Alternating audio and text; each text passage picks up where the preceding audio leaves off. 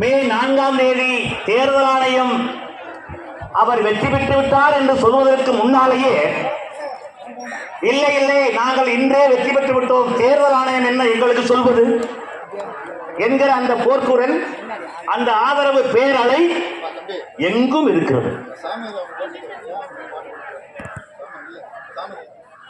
தமிழ்நாடு துணை முதல்வர்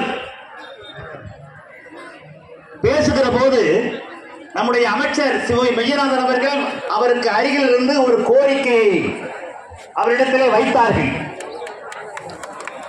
நாம் எல்லோரும் எதிர்பார்த்தோம், அப்படி என்ன சிவை மெய்யநாதன் அவர்கள் கோரிக்கையை உதயநிதி ஸ்டாலினிடம் கொடுத்திருக்கிறார் என்று எல்லோரும் பெருமிப்போடு பார்க்கிற போது அவர் குறிப்பிட்ட அப்படியா நாம் எல்லோரும் எதிர்பார்க்கிற